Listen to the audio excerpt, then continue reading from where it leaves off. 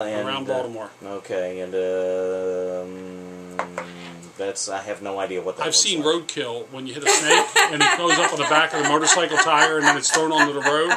Kind of like that. It looks like yellow blotches around all over the place that have these tiny little fingers that tie them together. And gives a whole new meaning to string theory. So it even wanders up into Hartford. Right, and part of the problem here is that they lost because the districts, for your listeners who don't know, the districts are based on the population in a given area.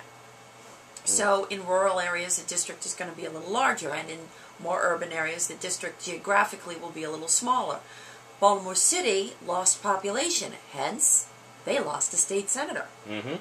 So they're scrambling, or they were scrambling. But Delegate, they're getting ready to sue Fannie Lou Hamer and the Republicans. They announced that yesterday. Together? What they did is file a civil rights claim first, and the civil rights claim is going to be pursued as to whether or not this violates the Voting Rights Act. That is bizarre. Yes. I'll see if I can find so that's the first thing district. they're doing. And that's what they're going to pursue, is whether or not this violates the Voting Rights Act. And then secondly, they'll bring a lawsuit with respect to it. I don't think it stands. I think it has to be corrected by the courts. Yeah, I think I remember seeing a map somewhere of the district that was that the former governor of wherever which I think of New York, Elbridge Gerry, where the term gerrymandering came up with, and I remember it was a district that he came up with that looked like a salamander, which is why they called it a gerrymander. Mm-hmm.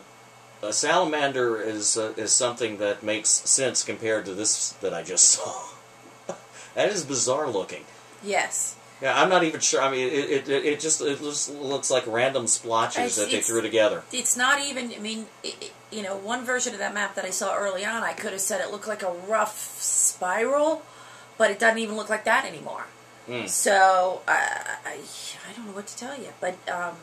The entire Eastern Shore is, just to clarify for your listeners, will be in Congressional District 1, so we will continue to have representation currently by Congressman Andy Harris. And that will go from Ocean City all the way to part of Hartford, Michael? Yes, it includes the lower southern end of Hartford County and then goes over to Carroll County, part of Carroll County.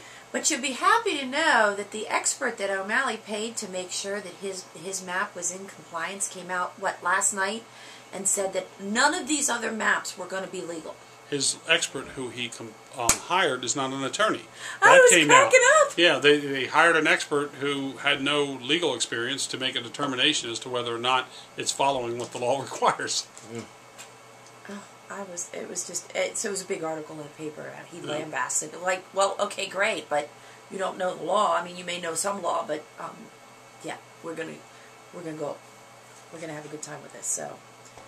And right now we're going to take a quick break, and I'll have to look at this map again and see if I can figure out what it's shaped like, and we'll come back. We have Delegate Mike Smigiel joining us along with Andy Maroney. It is Talking to Towns here on the Town, AM 1530, FM 102.3, WCTR.